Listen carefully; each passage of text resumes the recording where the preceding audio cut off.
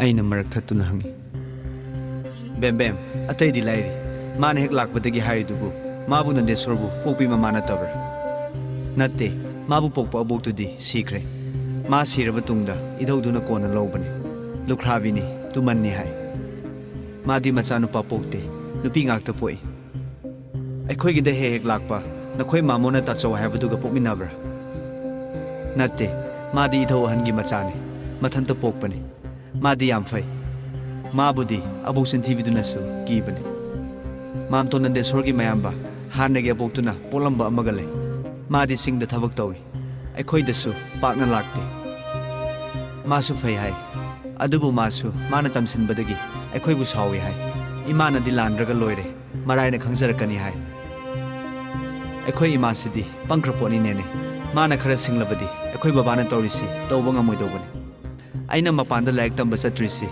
ꯏꯃꯥꯕꯨ ꯁꯪꯉꯤꯕꯅꯤ ꯑꯩꯁꯨ ꯗꯤꯜꯂꯤ ꯀꯜꯀꯇꯥ ꯕꯣꯝꯕꯦ ꯀꯥꯏꯗꯨ ꯆꯠꯅꯤꯡꯂꯤꯕꯅꯤ ꯌꯦꯡꯅꯤꯡꯉꯤꯕꯅꯤ ꯏꯃꯥꯟꯅꯕꯤꯁꯤꯡꯅ ꯑꯩꯕꯨ ꯅꯣꯛꯅꯔꯤꯕꯅꯤ ꯑꯗꯨ ꯑꯩ ꯂꯩꯇ꯭ꯔꯗꯤ ꯏꯃꯥꯁꯤ ꯀ꯭ꯋꯥꯛꯅ ꯆꯦꯟꯕꯤꯈꯤꯅꯤ ꯍꯥꯏꯕꯒꯤ ꯆꯠꯇ꯭ꯔꯤꯕꯅꯤ ꯑꯩꯈꯣꯏꯒꯤ ꯁꯤꯗꯗꯤ ꯀ꯭ꯋꯥꯛ ꯌꯥꯝ ꯀꯟꯈ꯭ꯔ ꯄꯣꯠꯅꯤ ꯅꯪꯁꯨ ꯈꯪꯂꯛꯈꯤꯅꯤ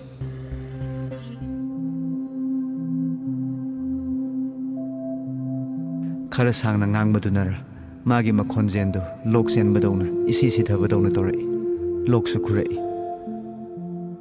ꯑꯩ ꯃꯍꯥꯛ ꯃꯁꯥ ꯉꯝꯗꯦ ꯍꯥꯏꯕꯗꯨ ꯀꯥꯎꯔꯨꯔꯦ ꯑꯩꯅ ꯃꯉꯣꯟꯗ ꯌꯦꯡꯂꯨꯕꯗ ꯃꯃꯤꯠ ꯃꯅꯥꯗꯨ ꯏꯉꯥꯡ ꯉꯥꯡꯕꯒꯨꯝ ꯇꯧꯏ ꯃꯥꯒꯤ ꯃꯥꯝꯇꯣꯟ ꯂꯩꯈꯤꯗꯕꯗꯨꯗ ꯇꯧꯔꯤꯕ꯭ꯔꯥ ꯈꯪꯗꯦ ꯃꯥꯒꯤ ꯃꯔꯥꯏꯕꯛꯇꯨ ꯄꯥꯏꯔꯨꯕꯗ ꯂꯨꯝꯕꯨ ꯂꯨꯝꯕꯨ ꯁꯥꯕꯒꯨꯝꯁꯨ ꯇꯧꯏ ꯕꯦꯝ ꯕꯦꯝ ꯅꯪꯕꯨ ꯅꯁꯥ ꯉꯝꯗꯕ꯭ꯔꯥ ꯅꯁꯥꯁꯤ ꯏꯁꯥ ꯁꯥꯕꯒꯨꯝ ꯇꯧꯏ ꯈꯧꯅꯥꯎꯁꯤ ꯏꯁꯥ ꯁꯥꯏ ꯃꯔꯦꯡ ꯃꯔꯦꯡ ꯆꯠꯂꯤ ꯆꯥꯛ ꯆꯥꯅꯤꯡꯗꯦ ꯏꯆꯦꯅ ꯈꯔ ꯆꯥꯎ ꯍꯥꯏꯕꯗꯒꯤ ꯆꯥꯕꯅꯤ ꯑꯗꯨꯗꯤ ꯑꯩꯁꯨ ꯈꯪꯍꯧꯗ꯭ꯔꯦ ꯅꯁꯥ ꯉꯝꯗ꯭ꯔꯕꯗꯤ ꯍꯤꯞꯄꯨꯗꯅ ꯏꯃꯥꯁꯨ ꯍꯜꯂꯛꯇ꯭ꯔꯤ ꯅꯦꯅꯦ ꯑꯩ ꯑꯥꯗ ꯑꯩꯒꯤ ꯐꯃꯨꯡꯗ ꯍꯤꯞꯄꯨꯒꯦ ꯆꯠꯁꯤ ꯑꯩꯁꯨ ꯆꯠꯀꯦ ꯅꯁꯥ ꯉꯝꯗꯕ ꯀꯌꯥ ꯄꯣꯠ ꯅꯠꯇꯦ ꯑꯩꯈꯣꯏ ꯑꯅꯤ ꯃꯊꯛꯇꯒꯤ ꯀꯨꯝꯊꯈꯤꯕꯗ ꯏꯅꯦꯗꯨ ꯀꯥ ꯃꯅꯨꯡꯁꯤꯡ ꯁꯤꯠꯇꯣꯛ ꯅꯥꯟꯊꯣꯛꯇꯨꯅ ꯂꯩꯔꯝꯃꯤ ꯕꯦꯝꯕꯦꯝꯒꯤ ꯀꯥꯗ ꯆꯪꯂꯒ ꯃꯥꯕꯨ ꯍꯤꯞꯍꯜꯂꯕ ꯃꯇꯨꯡꯗ ꯃꯍꯥꯛ ꯍꯣꯕꯦ ꯍꯣꯕꯦ ꯆꯪꯂꯛꯏ ꯕꯦꯝꯕꯦꯝꯗ ꯃꯁꯥ ꯅꯨꯡꯉꯥꯏꯇꯕ꯭ꯔꯥ ꯍꯪꯂꯒ ꯃꯥꯒꯤ ꯈꯨꯌꯥꯔꯣꯝꯗ ꯐꯝꯊꯔꯛꯇꯨꯅ ꯃꯈꯣꯡ ꯃꯈꯨꯠꯇꯨ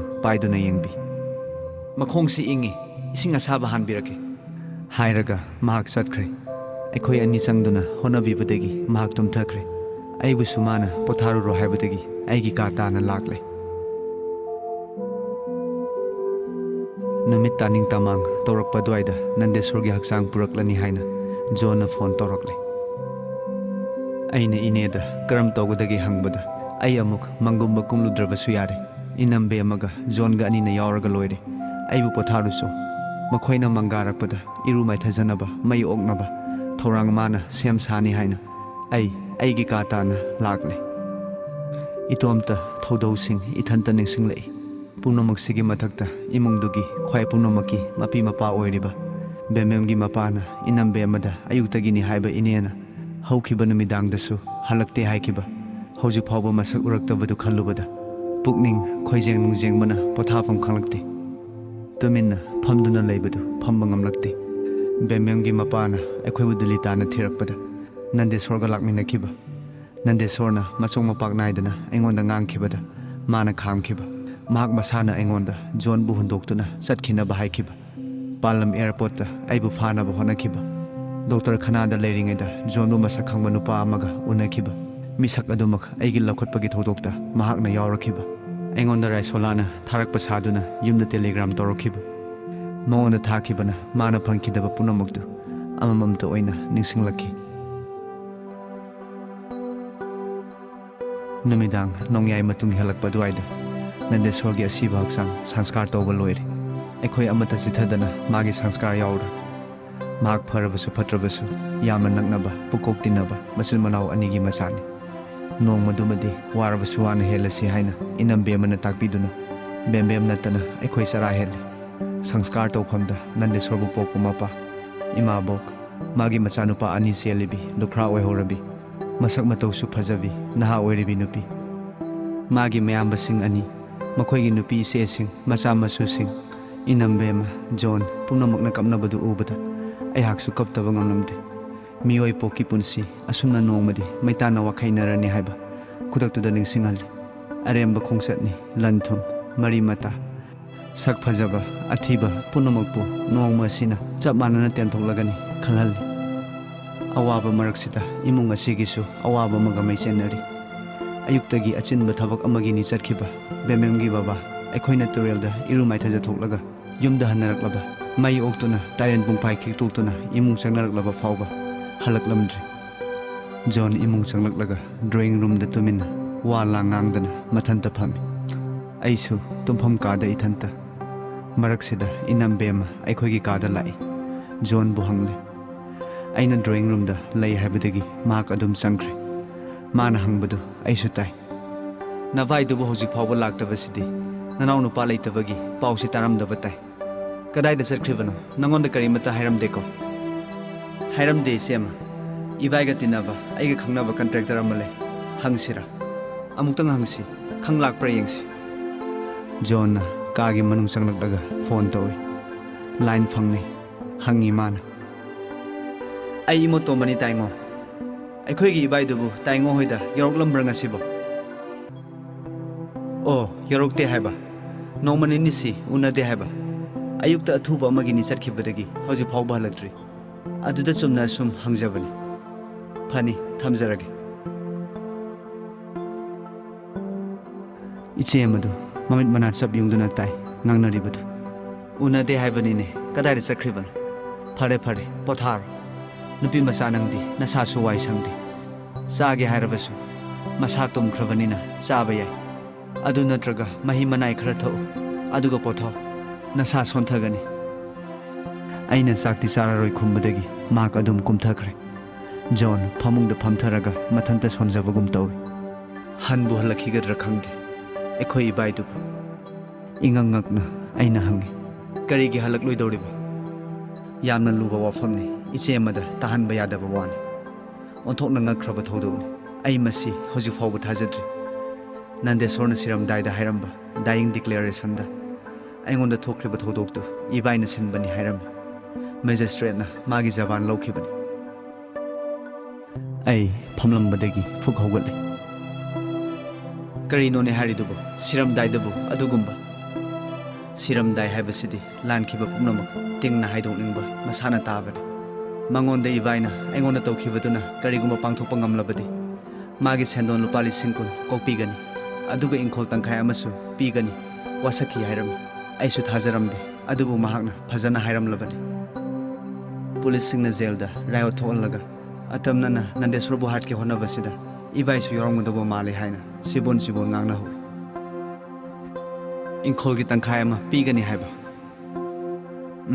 aikhoigi ingkholgi tangkhai ama nandesorna pamkhibasu maduni aikhoigi babana lepsinjaba ingkhol sibu ipuboki paisana leibani haina makhoina thajai aduna makhoi masu manau singsu tangkhai ama phangpham thoi haina itatatana hek haiki babana karamna piga doriba aduni nga ibasi nandesroga ibaigana makhoi ani na pamlibadu ai bu hatpa oi batai aina sikhrabadi ingkholsi semagi oi horani aina matamdudana laikhidaba tholabadi aigi kanasu leiraru adu erabadi isemada hairaga adum pithokpa yai madi nupini mapuroibana haibada yakibasu yai masigi sarau malakle masina bo sumbo erabadi ekhoi yum masida karamna lega doriba nangbu mana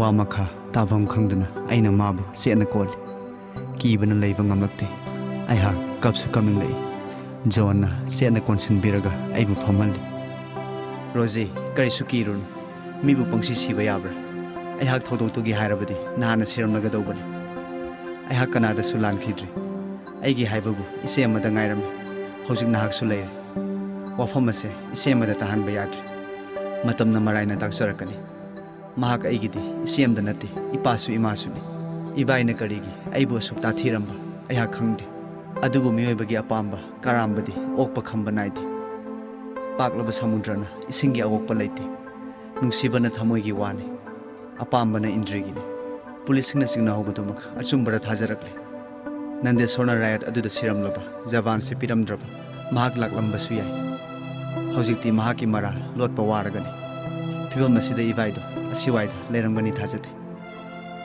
kanana khangani nongma pharakpasu yai Matamduday semana pigliba masasing sina kamdauba asini. Mahak lakani thajadre. Thoglaba man laklagani. Chauraba minamba madi phongdok ledana. Makha kari lakpa ekhoi thengnaba taidana. Lao potharo. Nangna aigi lepli aidi kanabusu kiti. Aibu konsinbiduna phamungda thangatpire. Athaba fi ama subsinbire. Aigi thamoinungda akitujung pokhibadu. Magi asetpa wahaisingduna khara makhai nemthahalabni. Amuksu mana hairai. Karisu khalunu thoglaba man laklasanu thengnaba tai. Hainaringai cheraksida mapana gari thausilakpagi saum tarai. John mapalomda thokre. Aisu afinga fai oina magi matung inare. Gari do jeepni. Khotlai paiba sifaising gari dagi songtharakpadu ui. John su aisu makhada chenthai. John na thong hangdoklubada makok singlakpa officer duna hanglai. Yum sithikadra kalagi natra. Mani karigi oirabanu. Masa laibra. Laite. Ayuk chathokibadagi lagtre. Ise amasu tholakle. Kadai charkhibano mafam khangbra. Aikhoi su thiribani mafam su hairamde. Ibung odi kanano. Ai magi maseni. Mana aigi isemni. Aikhoi yum sida sangduna amuktang yengningi. Athuba case amagin. Aikhoi na haijadibasi asumbani. Yengbige hairabadi yai. Asi ana yawbaga aikhoi su. Aikhoi sanskar du loiba ngaibani. Sanskar du desu mahak yawde. Aikhoi su yenglambani. Asi bagi paudu taraga chatkhiba jala. Natte ayuk ngantadagi chatkibani. Amuktang di yengkhibana phai. John ga makhoi officer ama aniga ka khuding sangduna yengminai. Mathaki ka da su yenghalle. Phangdrabada officer du na hairai John da. Ibungo iseni haibada ming amukta hayu. John na haibadu isilli. Amuk makha tarai. Hek lakpaga aikhoida taklakadabani. Ai DSP ni Imphal puba. Aigi phone number asini. Sema pirai. Soiba yade aikhoi su lakhini. Hairamlaga makhoi satkre. Isemana. Karigino na baibu thirisibo. Khangde karigino athuba case amagini hai. Kari tawbagi oiramgani. Onthokpa numit haibadu oiramale ngasisi. Aikhoi mayamak adum sangnarakle. John na isemabu tumpham ka phauba thinjinluraga aikhoi gi ka tana amuk lakle. Aina singnarambadumak thoklare pothararo lo kaidona hogalibanu nasadu sonthagani. Aihak mana hairakpaduda phamungda dum sangle. John su aigi nakta tumin sanglaktuna phamlare. Aihak mana haikhiba wasingdu hanna hanna adum matari. Mahak kari khaliba khangde. Ngaihak leiraga mathanta sonjarai. Ivaidu halakani thajadre. Isemasi onthokna maraibak thikreda. Borak ki isel khonthangna nakongde yeirari. Mi atei kanamata kumthanaraktri mapa masatani. Masana nau pairi mapana inna do semli. Masaromda yengthokkibada nau paina paina uiri uiri tawduna leirambadu mapana ure. Haima mani uira male. Namit thokadra hawa. Namit adu moro sabana hek namsin babu. Isingda namai adu sengna tathone. Nau adu hinungda thamle hairaga mani mapagi athang matung inna mamai adu tathui.